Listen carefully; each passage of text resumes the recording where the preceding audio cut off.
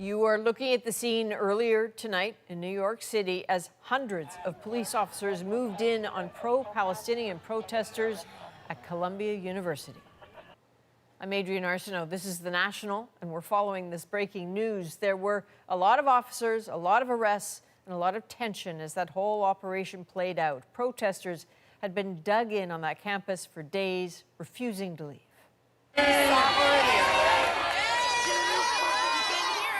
Get into your dorms. Let's go. Let's go. Let's go. So it all changed swiftly. The scene was loud and chaotic as police in tactical gear descended at about 9 p.m. local time, telling demonstrators to get out, then entering Hamilton Hall to arrest the protesters who'd taken it over. The university saying news of that occupation left it with no choice but to call in police. So the occupation of Hamilton Hall was just the latest escalation in this protest. Demonstrators had also previously set up an encampment. Now campus will look very different by morning. Chris Reyes was there when police moved in and out, and earlier tonight she took us through what happened. A very intense night, Adrienne. I mean, right now, the place is almost completely cleared. I want to almost show you this empty street that just half an hour ago was full of police and emergency vehicles, demonstrators who had been put into this barricaded area where Sean and I are standing. They've also cleared the space. What we've been seeing over the last hour are NYPD buses drive by, some of them carrying those demonstrators, presumably arrested demonstrators, because what we're hearing right now is reports that Hamilton Hall, this building right here, which is an academic building on campus that was taken over by pro-Palestinian protesters last night, that's been completely cleared out. Remember that massive NYPD emergency unit vehicle that looked like a military vehicle was up against that building. That has also cleared out. We're also hearing reports that the encampment inside campus that's been there for almost 2 weeks now, that's been cleared out by police. And we have been standing here for the last 2 hours just across the street from the Columbia University gates. But this is just one of the entrances into the university. This is a massive campus that takes up many blocks, and there are many entrances here where there were police officers blocking those areas, including the other big gate over on Broadway, which is right across. If you go into the campus and cross it, that's another main gate. And what we've just been seeing here is some of the activity that we know happened all around this massive campus. We don't have definitive numbers on arrests. We witnessed some of them, but we'll have to wait to hear officially from NYPD about exactly what transpired tonight, and we'll wait to hear from Columbia University officials about what the next steps are. Well, so that's a really good point. There are so many questions to come out of here. We don't know what happened inside Hamilton Hall.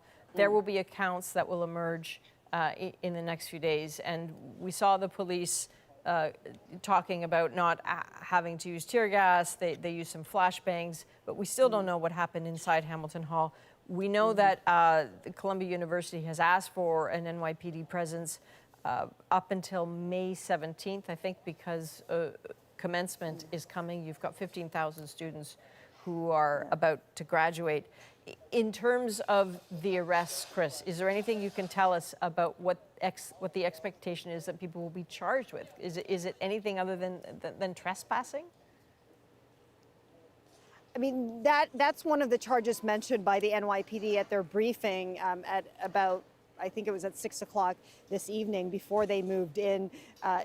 They've moved into this area. So burglary was another charge that they mentioned. But what they did say is that there was going to be definitely charges, particularly regarding the protesters that took over Hamilton Hall, because again, they have surveillance footage, they have photos of what happened inside there overnight. They showed the press pictures of broken windows. They showed photos of furniture essentially blocking the entrances and exits of that building. And so they said that there will be charges. And we also know from university officials that those students who refused to leave the encampment, that they were being handed out, they were handing out suspensions for those students and then expulsions for students who went inside Hamilton Hall. But again, I think there's going to be a lot of processing happening tonight. It's very difficult to represent this entire story given how many sides there are. I mean, Adrian, depending on who you ask, you will get a different description of what happened here tonight, who the demonstrators are, who's at fault. All of that we'll have to allow it to develop overnight. As we hear more again from those different parties tomorrow. Absolutely. Well, Chris, thanks to you and Sean for your measured reporting this evening.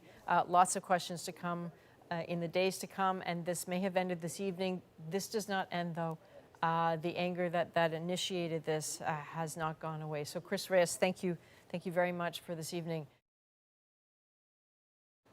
So in this country, Montreal's McGill University is calling on police to help deal with an encampment there. But pro-Palestinian protesters say they're not leaving. Now, as Alison Northcott explained, some students are looking to the courts to take action. If you really want some peace, hands out the Middle East. The university has ordered them to leave and asked Montreal police to step in. But demonstrators at McGill University say they aren't going anywhere. People feel very fiercely about being here, and I think it's going to be very difficult for McGill and the SPVM to shake that strength. The protesters are demanding McGill divest from a list of companies and organizations with links to Israel. The university says the encampment is against its policies and the law. The duration and the location simply don't work on our campus. So that's the main reasons why we've asked the police to intervene. McGill says it's seen video evidence of what it calls unequivocally anti-Semitic language. When we asked for that evidence, they sent us a link to this video. Go back to Iraq then. Someone put text on the screen which refers to the protesters as, quote, jihadists. CBC News hasn't independently verified its authenticity. Protesters here say their movement is not against Jews, but against Israel and its actions in Gaza.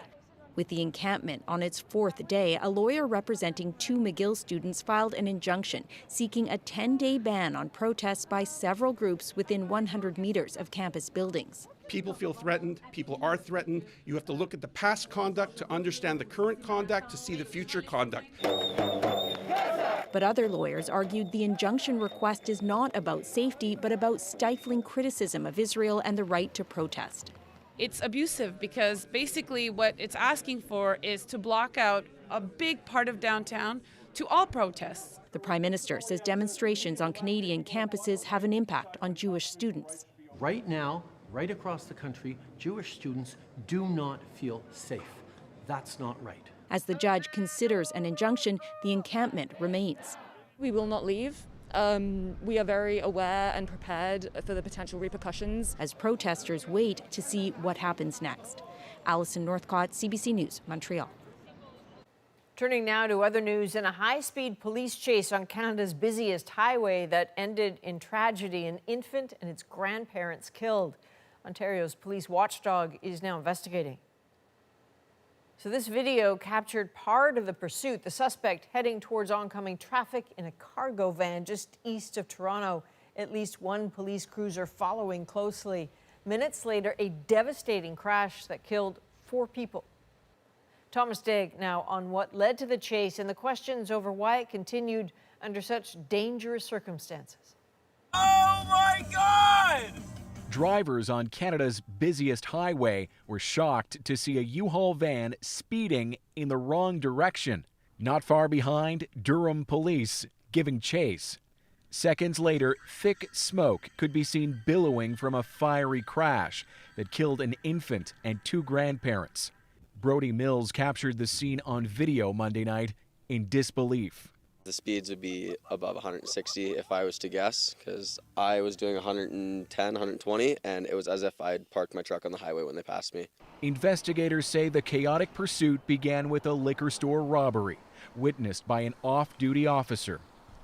I'm thinking, what is this guy doing going the wrong way? Then I'm thinking, he's coming really fast. I better move. The chase was over within 20 minutes. Investigators say it ended with at least 6 vehicles crashing. The driver of this transport truck escaped without serious injury. The suspect was the 4th person killed. We'll be getting communications recordings, doing interviews to figure out what happened, when, and why.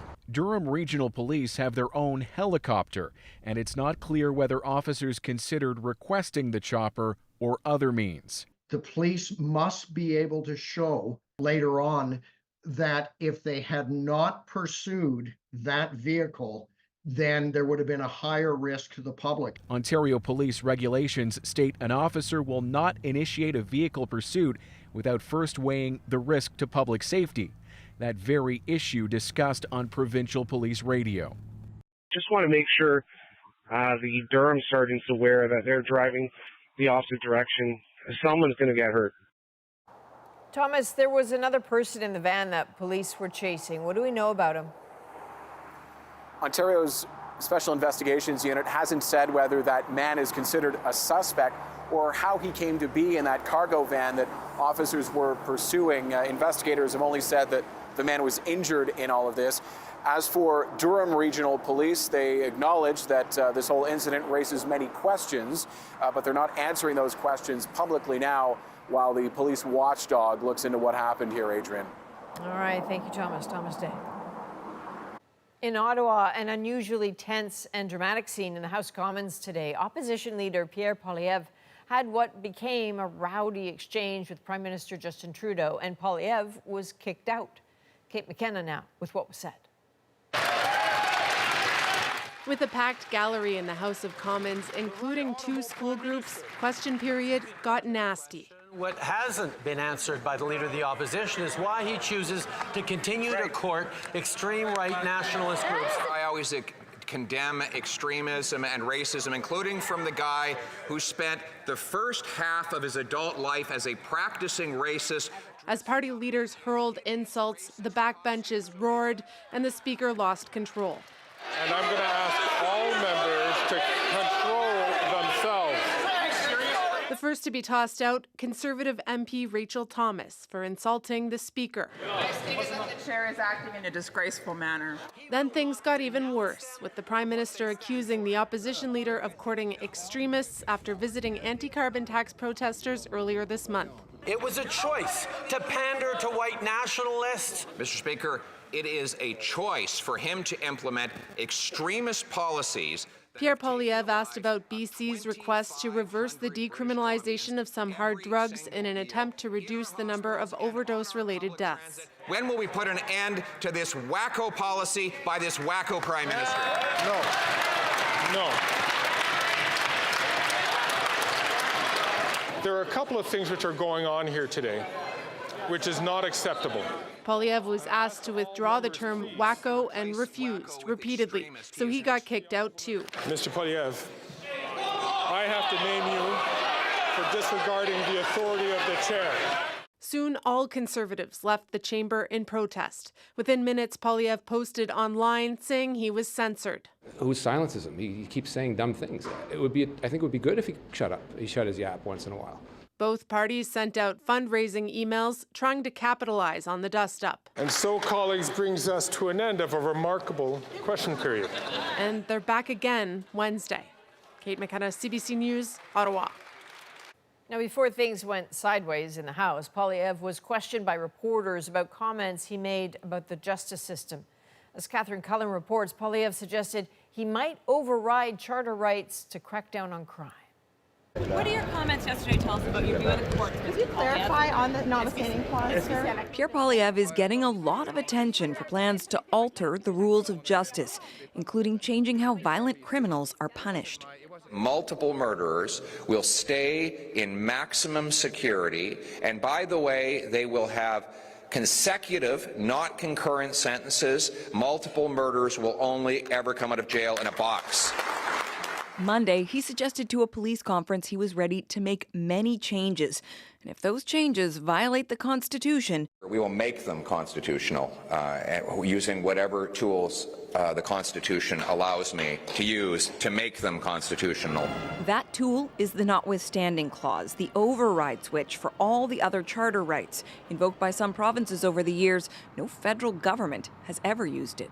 It hasn't been used in 40 years, and to think that it would be used in this particular case to impose what a court has already deemed to be cruel and unusual punishment towards prisoners is really just, surprising, shocking. Pierre Poilievre just proposed to override the fundamental freedoms and protections of Canadians. That's not right, and it's not responsible. Poilievre argues democracy will act as a check. Democratically accountable to the people, and they can then make the judgments themselves on whether they think my laws are constitutional. He wouldn't say how often he wants to lean on that override switch. How often are you willing to use the notwithstanding clause to change? Instead of answering, Poilievre points to the Quebec City mosque shooter who killed 6 people. The Supreme Court ruled he couldn't face more than 1 life sentence. Poilievre would change that rule. It will be consecutive sentences, so it'll be 6 life sentences, and we're going to make sure that it is jail, not bail. It's going to be hard time for hard crime. It's the courts that decided that, sir. So what does that say about your view of the courts? It says that my view is that I will decide in my platform. Thank you. Okay, Catherine, a lot going on in Ottawa today. Can you help us make sense of where things stand now, starting with what we saw in question period? Well, both the Liberals and the Conservatives believe that they can use this to their advantage. You saw Kate with a reference to fundraising there. The Conservatives, though, at odds with the Speaker, and he is basically the referee, so we can expect more bumps in the road. Remember that all of this started with a question about decriminalization. Thousands of Canadians are dying of overdoses, and yet political leaders are name-calling.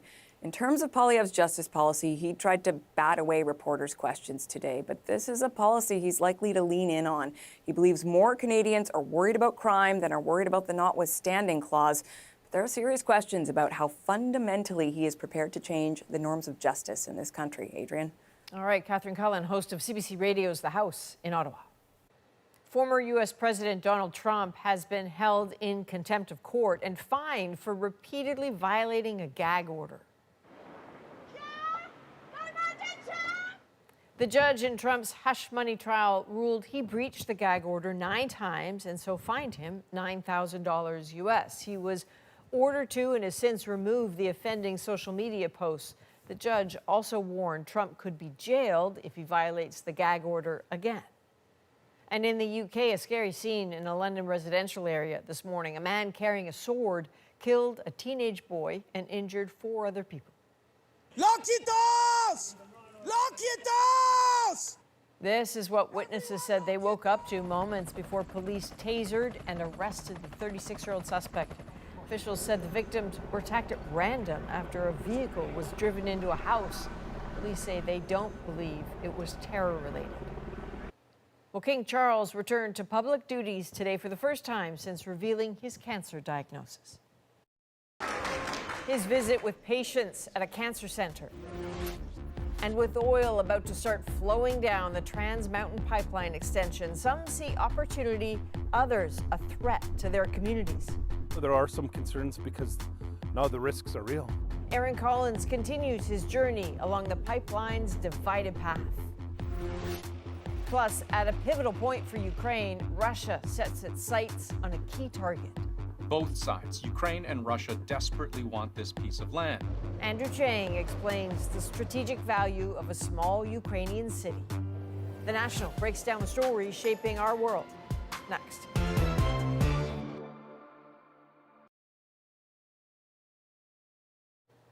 Well, King Charles returned to public duties today for the first time since his cancer diagnosis. He chose to meet with cancer patients and their families. And as Briar Stewart shows us, Charles spoke about his own health. A crowd awaited the King's arrival outside of a hospital in central London, and so did a few curious onlookers working and living nearby. This was King Charles's official return to public duties since the palace announced he was diagnosed with an unspecified form of cancer in February. He appeared to reply that he was feeling not too bad. Inside, he was greeted by a large cheer, then given a quick tour by doctors who explained how they screen patients for cancer. And the more cancers we diagnose earlier, the more patients we can cure. He and Queen Camilla spent most of their time meeting with cancer patients, talking to them about their illnesses and the care they're receiving. He's been campaigning for many years, been working with cancer charities for many years, been making appearances like this, but this has a sort of different feel now because he's coming to this as someone who really understands this from a personal perspective. Outside of the hospital, well-wishers were happy to see him out and seemingly in good spirits. I mean, it's good to see that he's able to get back to work and feeling better and able to do so. I think it's a good thing that he's sharing his journey with us as well, because a lot of people will be concerned about him. And there's also lingering concern about the Princess of Wales, And cancer had been present, who announced last month that she was undergoing preventative chemotherapy following a major abdominal surgery in January. It's uncertain when she will be healthy enough to resume public duties and how full the King's schedule will be going forward. Cancer treatment is often tiring and fatiguing, and it's really important for his sake that he's given good advice on how he paces his return, how he paces his work commitments. The palace says it's not clear how much longer Charles will undergo cancer treatment and that any public engagements will be subject to his doctor's advice. Briar Stewart, CBC News, London. We have more tonight on a breaking story we're following out of New York City, where police moved into Columbia University and arrested protesters. We'll hear from a New York lawyer about what protesters might face next.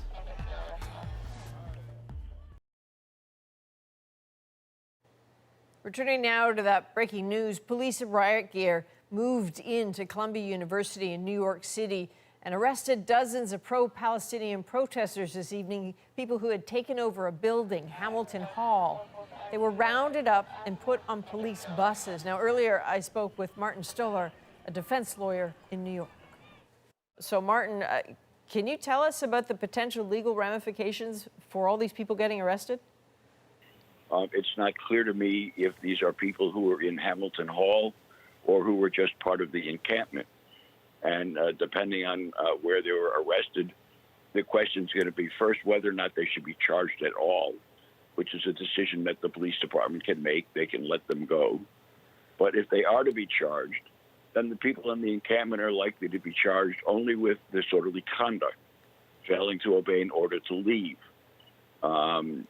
And that is in New York a violation. It's not a crime, and it's not something that's going to result in a criminal record.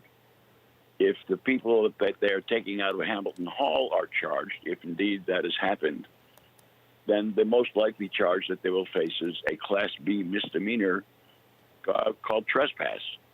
And that is a crime under New York law that has a maximum sentence of 90 days. But as somebody who's represented protesters for a very long time, if it's a nonviolent, peaceful arrest, and the only charge is trespass, that is not likely ever to result in a jail sentence for anybody who's arrested. There are other dispositions of cases like that, which hopefully will result in college students having a clean criminal record. But Martin, what about their academic records? Like, what happens? You know, commencement is May 15th. You've got 15,000 students who are trying to graduate. What happens to their academic records here? The school will probably make efforts to suspend or expel several students, the ones that they can identify, the ones who have been arrested, and other ones they can identify. This has already happened at Columbia. There are some very complex rules and regulations about how they have to follow procedures to do that. Among lawyers that I'm affiliated with at the National Lawyers Guild, we've been training ourselves to be able to represent Columbia students to try to preserve their ability to graduate or even to matriculate. So that was Martin Stolar, a defense lawyer in New York tonight. So now it is time to dig deeper into some of the stories shaping our world. Starved for weapons, Ukraine stands to lose a key city to Russia, putting several more at grave risk. Now there's a deadline, there's urgency. But first, back on the trail of the Trans Mountain Pipeline expansion, just as Alberta oil will finally start to flow. We've always lived with the risk, and now we want some of the benefit. First Nations along the route shared their differing opinions on the worth of this project. We're protecting water, and we're wanting to have ceremony. And there's more nuance than that among Indigenous people on this long stretch of pipeline. In part 2 of his 3-part journey, Aaron Collins breaks down conflicts and potential solutions.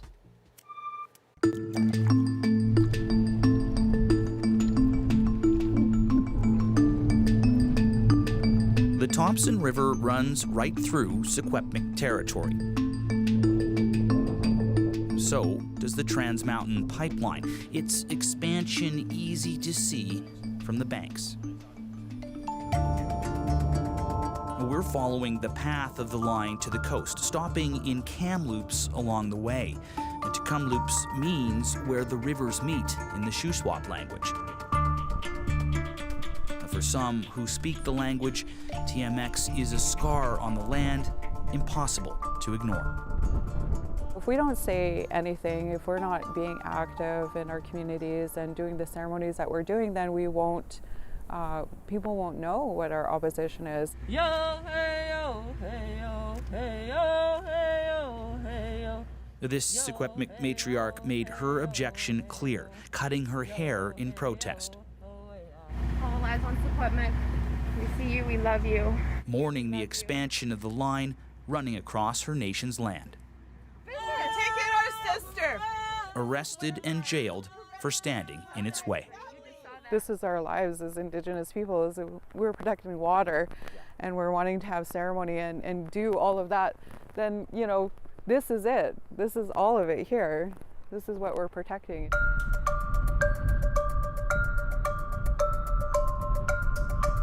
Just 40 kilometers outside Kamloops, the pipeline crosses the Whispering Pines Indian Band's territory.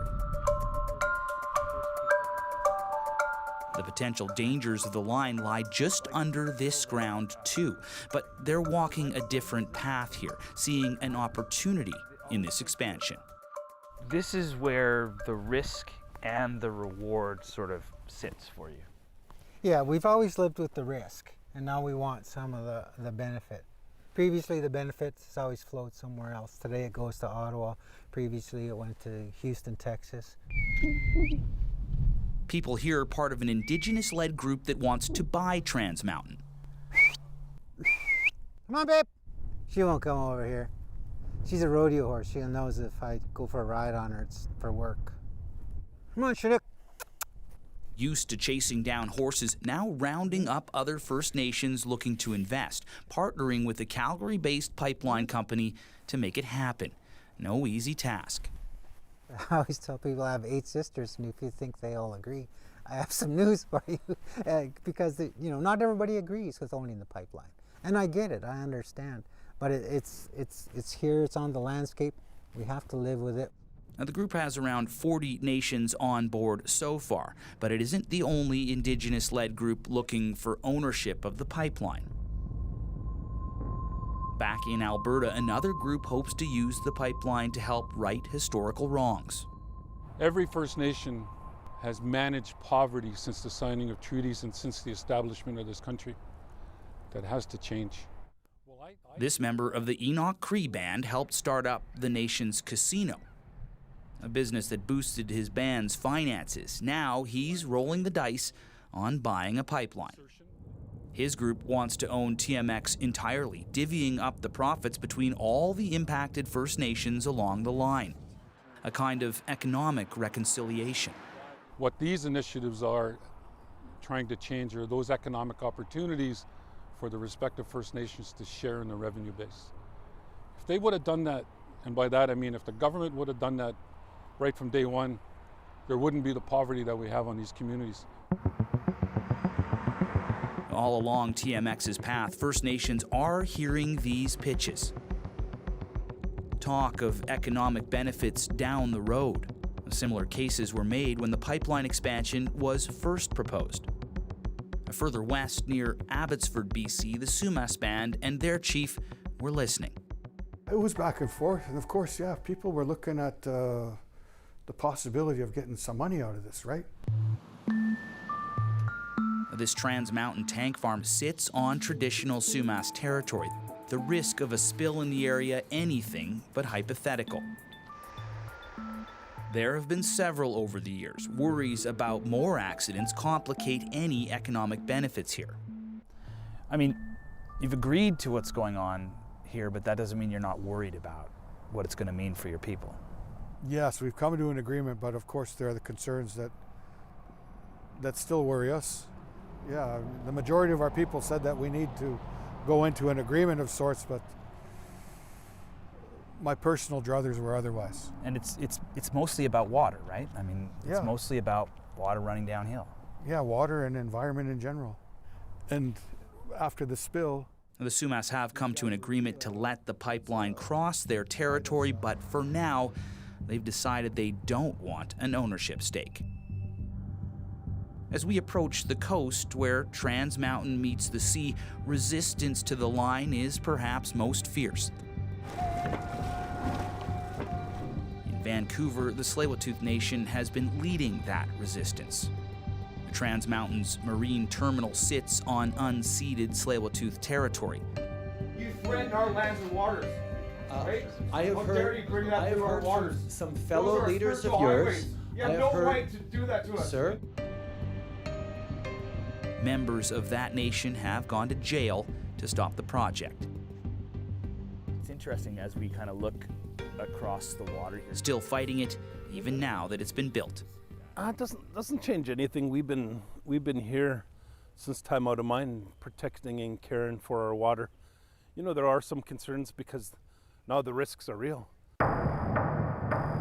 Those risks tied to climate change and the natural disasters associated with it. This pipeline project, part of a larger existential threat for this nation. Water takes care of us, you know, so of course we're very concerned with the fires, the atmospheric rivers, with the floods. Still, the Trans Mountain expansion is a done deal. More oil will move from this terminal into tankers in Burrard Inlet. Our future! Our fight! Our future! Our fight! Over the years, Vancouver's art gallery was ground zero for many protests against the line. Whenever I came here, it was a big thing. It was like, whoa, there's a lot of energy here, there's a lot of people here. But that energy has changed. It's much quieter here now. And this Secwepemc knowledge keeper, a hard no on the pipeline in the past, has softened, focused on moving on. I want people who are so on one side or the other to remember that we're people, that we're here in this together, that we have to reach each other's hearts, minds, and spirits. A step away from conflict, hopefully moving towards something better.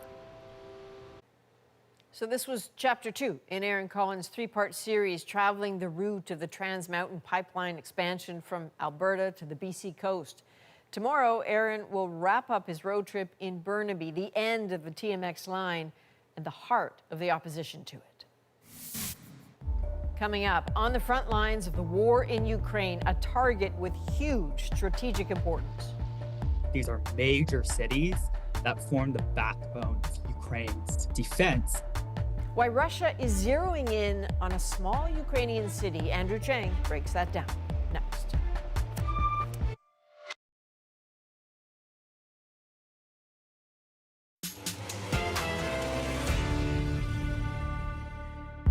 Russia moves in on a strategic city in Ukraine. Chasiv Yar is on the front line. Taking this piece of high ground would open the door to greater conquests. Major cities that form the backbone of Ukraine's defense. Now, the race is on, with U.S. arms headed to Ukraine and Vladimir Putin likely itching to showcase a victory. Russia's invasion of Ukraine could be approaching a pivotal moment. So here's Andrew Chang, the host of CBC's About That, to break down all the reasons why. I want to show you something. It's infrared drone video posted online by Ukraine's 67th Mechanized Brigade. Those white dots, Russian vehicles on the move. This was from an attack early this month that experts now say shows a key Ukrainian vulnerability. Normally, Ukraine has enough artillery shells and other munitions to strike one vehicle, strike it repeatedly, get that column to bunch up, and then hit vehicle by vehicle and kind of stop it in its place. If you look at that footage, Ukrainian forces don't really achieve that. Ukraine has been starving for ammunition, bullets, artillery shells. They don't have enough. Those Russian vehicles, they were on their way to a tiny city called Chasiv Yar. It's just west of the ruined city of Bakhmut, and right on the edge of a vast swath of territory inside Ukraine that Russia now controls. Pre-war, that city was just a dot on a map. 12,000 people lived there. The city's biggest industry, manufacturing concrete and bricks. But this is what it looks like now, a mess of concrete and brick. Chasiv Yar is on the front line. Moscow's next big target is now to capture the Ukrainian town of Chasiv Yar. Chasiv Yar has been used as a regrouping point and forward artillery base for the Ukrainian army. Both sides, Ukraine and Russia, desperately want this piece of land. I'll explain why. Geography explains two ways this area is so important. First, think of Chasiv Yar as a hub. If Russia manages to gain control, that becomes a staging ground to attack several other cities, Kostiantynivka and Drushkivka to the west, and the much bigger cities of Kramatorsk and Sloviansk to the north. These are major cities that form the backbone of Ukraine's defense in Donetsk Oblast. Losing Chasiv Yar would provide a direct route for the Russian army to advance towards these so-called fortress cities in the Donbass. Opening up Chasiv Yar would allow Russia greater access to these towns, not only, of course, directly capturing this logistics hub and being able to move up, but also bringing them within more easy range for strikes with artillery. Chasiv Yar would also be really hard to take back, and I'll show you why. So this is a map of Ukraine that I have here. It's from the Institute for the Study of War. That's a Washington-based think tank. This red area along the south and the east, that's Russian-controlled. If I zoom in to this part of the country, you can see the city of Chasiv Yar appears, and it's right on the front line of the war. It looks like any other part of the country, but if I zoom in and I rotate it this way, this topographical view, you can see, and I should point out that the elevations here are a little bit exaggerated, so you can see it more clearly. But what's important is that Chasiv Yar is on high ground. If you control this city, you can see in virtually all directions, either towards Russia's army or Ukraine's. Within months of the start of Russia's invasion of Ukraine, Chasiv Yar became a target. A missile strike on a residential building killed dozens of people. That same day, the city's only railway station was destroyed by Russian rocket fire. By that point, the city's mayor had long fled. And today, though there are still people living in Chasiv Yar, mostly seniors who refuse to leave their homes, the city looks like a war zone. Its buildings are broken, its basements turned into bunkers. According to British intelligence, Russia's Air Force is dropping 20 to 30 munitions on Chasiv Yar per day. Sukhoi 25s and 34s armed with glide bombs that have these pop-out wings, allowing them to literally glide forward, sometimes dozens of kilometers, until they hit their target. And Ukraine is struggling to defend. Their forces are exhausted. We need big reinforcements. Many people here are tired. Their supplies are dwindling. They have a huge deficit. For each artillery shell the Ukrainians lob, the Russians can lob 7 to 10.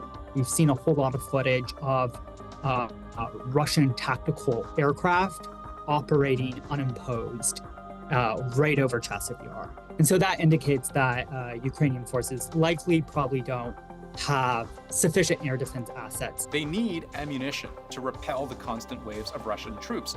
They need artillery to hold back tanks. They need Patriot missile defense launchers to prevent incoming aerial attacks.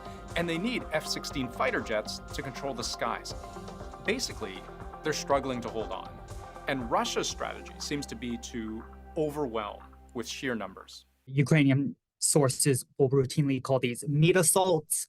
These are just assaults where it's one assault group after another after another. They're very close. Chasiv Yar is divided by a canal, and the latest information that I've been able to glean is that the Russians are on the eastern side of the canal. That canal is key. It cuts Chasiv Yar in two, and it'll make it harder for Russian infantry to cross. But Ukraine's commanders believe Russia has 20 to 25,000 troops ready to storm the city, and that they're on deadline. May 9th is a big day in Russia. It marks the Soviet victory over Nazi Germany in 1945. I think definitely Putin would like to have the May Day parade with Chasiv Yar in his pocket to show that the war is actually making progress. They may believe that May 9th might be a possible date because of the constraints that Ukrainian forces currently have. Anything beyond May 9th may become more difficult. More difficult because Ukraine's president is expecting reinforcements. It was just a few days ago. The U.S. House approved a $61 billion aid package, most of it military aid for Ukraine. We're going to begin sending in equipment to Ukraine for air defense munitions, for artillery, for rocket systems, and armored vehicles. Now there's a deadline, there's urgency. Everything turns on how swiftly Ukraine can actually stabilize the front line with the assistance of the aid that's going to be coming in. Now, we should be clear, nothing about war is straightforward. There's no guarantee the Russians can capture Chasiv Yar, and no guarantee that even if they did, they could easily turn that into further gains. But it's also hard to know exactly how long it will take for U.S. aid to get through to Ukraine's front line. Our experts tell us it could be weeks, and Ukraine will just have to hold on, or else risk losing much more than just a tiny city on a hill. Now, just today, Ukraine's President Volodymyr Zelensky expressed the vital importance of quickly rearming soldiers on those front lines. He asked for what he called a significant acceleration of supplies. Washington says that after months of delay due to the political wrangling in Congress, U.S. supplies are now arriving in Ukraine. Up next, just when a family thought their beloved cat was gone forever, an unexpected surprise. Our kitty cat had traveled in an Amazon package without us knowing 650 miles away from us. So strange, that reunion in our moment.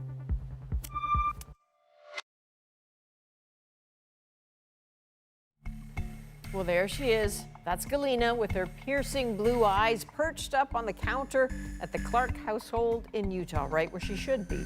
Her owners were given a big shock when she randomly disappeared from their home a couple weeks ago. But an even bigger shock when they discovered she was found in an Amazon package all the way in California. Galina's wild ride back into the hands of her owners is our moment. Hi.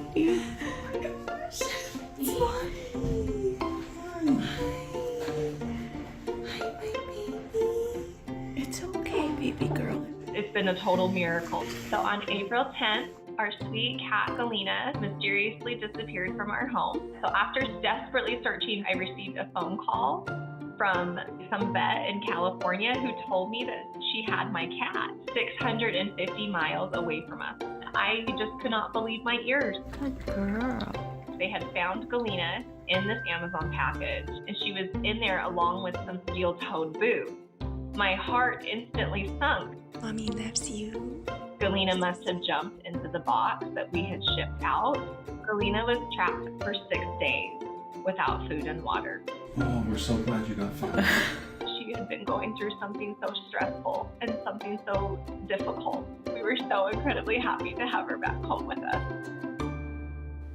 What is it with cats and boxes? I don't entirely understand it. Galina's also a very lucky cat because the person who found her, Brandy, also happens to work as a pet rescuer as a bit of a side hustle. So she got all the care she needed. For all of us here at The National, thank you for being with us. You can watch anywhere, anytime on the free CBC News app and subscribe to The National's YouTube channel. I'm Adrienne Arsenault. Take care.